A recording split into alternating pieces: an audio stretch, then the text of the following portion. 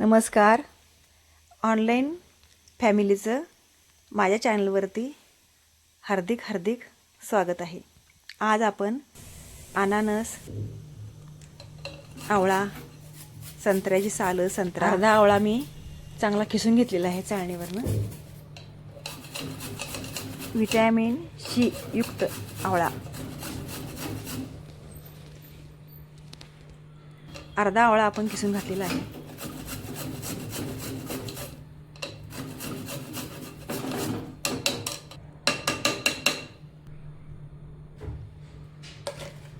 आलं, अर्धा इंच आलं किसलेलं आहे. 100 ते 150 ग्रॅम गूळ,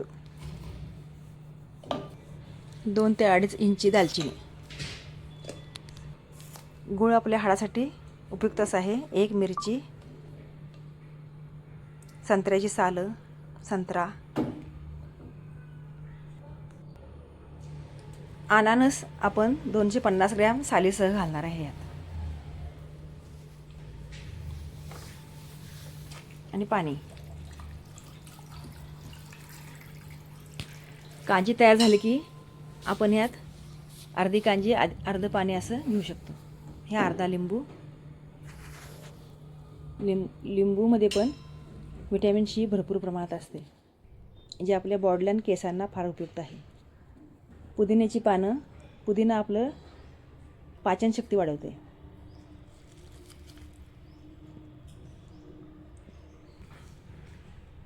हे व्यवस्थित हलवून घ्यायचं आहे ढवळून. आता बीटरूट घालायचे 4 पीस, ह्यामुळे रक्ताची वाढ होते. तुम्हाला जर हा माझा व्हिडिओ आवडला असेल तर हा जास्तीत जास्त लोकांपर्यंत शेअर करा. वरून आता आपण पांढरा रुमाल बांधणार आहोत. माझ्या चॅनलला सबस्क्राईब करा आणि लाईक करा. सलग 3 दिवस आपण ह्याचं हे वरून बांधलेलं रुमाल काढायचं आहे. दुसऱ्या सकाळी पूर्ण हे असं ढवळून आतले सगळं मिक्स करून घ्यायचं आहे. खालची बाजू वर, वरची बाजू खाली करून परत रुमाल बांधायचा आहे. असं सलग 3 दिवस करून चौथ्या दिवशी आपण ही कांजी प्याल घेणार आहोत. सगळी सत्वयुक्त अशी ही कांजी आपल्या शरीरासाठी, हाडांसाठी बळकटी देणारी, आणि दवाखान्यापासून आपण लांब राहतो ह्या कांजीमुळं. हेल्थ एकदम उत्तम राहते. ह्याच्यासोबत थोडा व्यायाम केला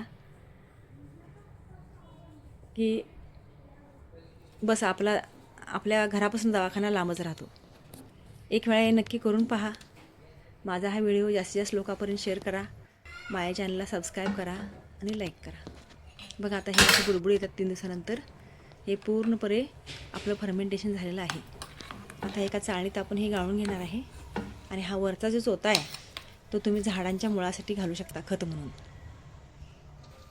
खालची आपली हा जो रस आता तयार झाला आहे हा आपण पिण्यासाठी वापरणार आहे. खाली मी प्लेट ठेवलेली आहे बरं का, त्यामुळे खालचं पाणी पण सगळं स्वच्छच आहे. आपण ते पण वापरायचं आहे. बारक्या चाळणीत नीट गाळलं जाणार नाही म्हणून मी मोठी चाळण घेतली. कसं दिसते बघा छान. एक वेळा नक्की करून पहा.